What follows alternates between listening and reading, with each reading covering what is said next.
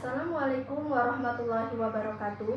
Halo semuanya, perkenalkan nama saya Cinta Aulia Nur Hasani, NIM 250510600215.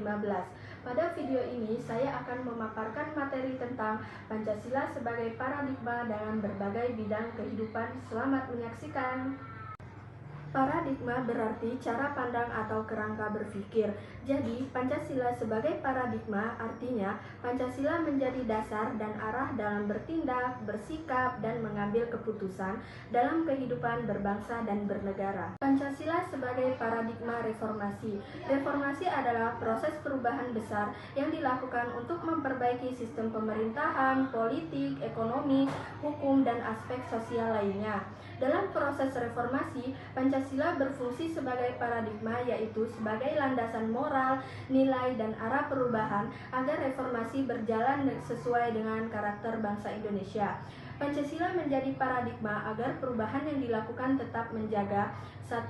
Menegakkan demokrasi yang berkeadilan, mendorong penegakan hukum, dan memperkuat partisipasi masyarakat. Pancasila sebagai paradigma pembangunan. Pembangunan adalah usaha terencana untuk meningkatkan kehidupan masyarakat dalam bidang ekonomi, sosial, maupun budaya. Pancasila sebagai paradigma pembangunan berarti bahwa nilai-nilai Pancasila menjadi dasar, arah, dan tujuan dalam setiap proses pembangunan sosial. Mengapa sih Pancasila menjadi paradigma pembangunan? Karena Pancasila memuat nilai-nilai fundamental seperti ketuhanan, kemanusiaan, persatuan, demokrasi, dan keadilan sosial. Nilai-nilai inilah yang memastikan bahwa pembangunan tidak hanya berorientasi pada materi, tetapi juga pada moral, keadilan, dan kesejahteraan manusia. Pancasila sebagai paradigma pembangunan politik.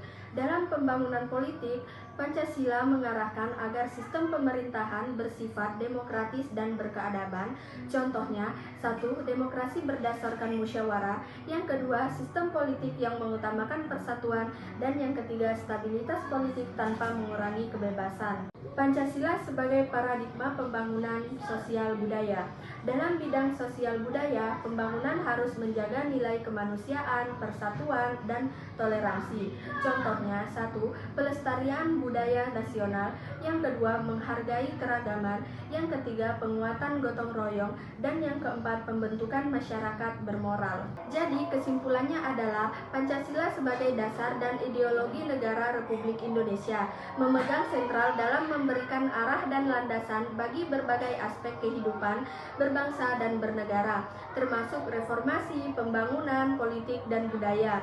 Prinsip-prinsip yang terkandung di dalamnya secara konsisten berupaya mewujudkan cita-cita nasional, yaitu bangsa yang adil, demokratis, dan berkarakter. Terima kasih telah menyaksikan video ini. Wassalamualaikum warahmatullahi wabarakatuh.